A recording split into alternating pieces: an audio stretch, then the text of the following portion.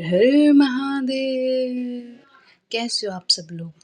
आशा करती हूँ कि आप सब लोग बहुत अच्छे होंगे और महादेव की कृपा हम सब पर सदा ऐसे ही बनी रहेगी। आज हम बात करने वाले हैं कि महादेव को प्रसन्न कैसे किया जाए, उनकी पूजा की विधि क्या है और कौन सी विधि सही है, उनकी पूजन विधि में किन किन सामग्रियों की आवश्यकता होती है और किस विधि से पूजा करने से महादेव अति शीघ्र फलदायी होते हैं। इन सब चीज़ों के बारे में आज हम चर्चा करेंगे। वैसे कहने को तो ये भी कहा जाता है कि भगवान भोलेनाथ सिर्फ एक लोटे जल से अति प्रसन्न हो जाते हैं।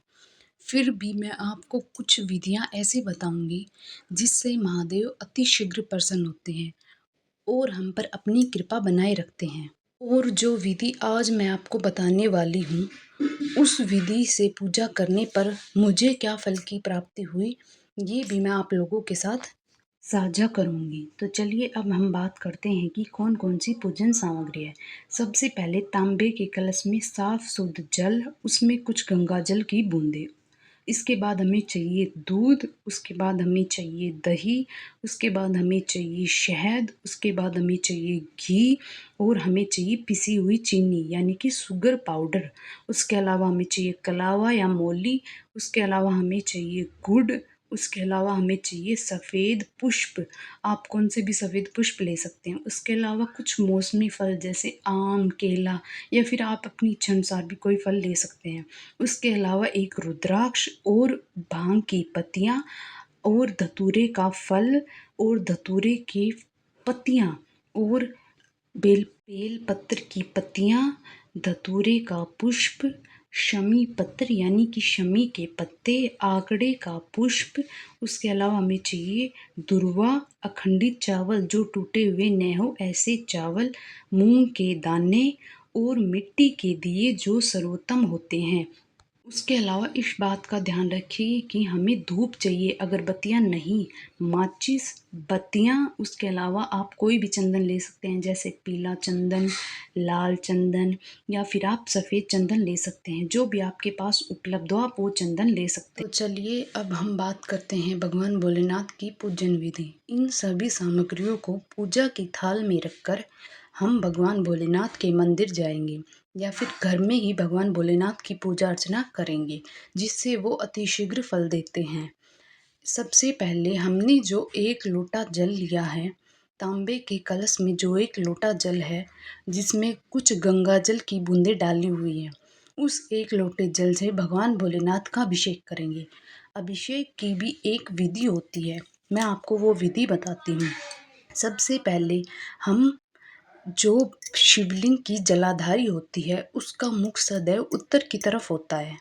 उस उत्तरमुखी जलाधारी के विपरीत में हम बैठेंगे यानी कि उसके पीछे, शिवलिंग के पीछे जहाँ जलाधारी होते हैं उसके विपरीत साइड हम बैठेंगे। हमारा मुख उत्तर की तरफ होगा, जिस तरफ जलाधारी का मुख होगा उसी तरफ हमारा मुख होगा और हम अपने सीधे हाथ की तरफ भगवान भोलेनाथ के शिवलिंग में सबसे आगे जलाधारी पर राइट साइड को सबसे पहले जल अर्पण करेंगे। उसके बाद जलाधारी की दूसरी साइड लेफ्ट साइड जल अर्पण करेंगे।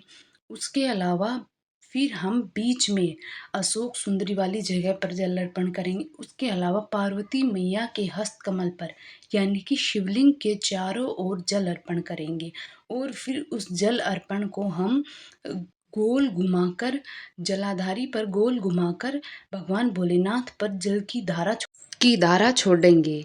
उसके पश्चात हम पंचामृत बनाएंगे। पंचामृत बनाने के लिए हमें 5 वस्तुओं की आवश्यकता होगी। वो 5 वस्तुएं कौन सी होगी? पहली दूध, जो दूध हम लेके गए हैं वो, शहद, दही, घी और पिसी हुई चीनी यानी कि शुगर पाउडर।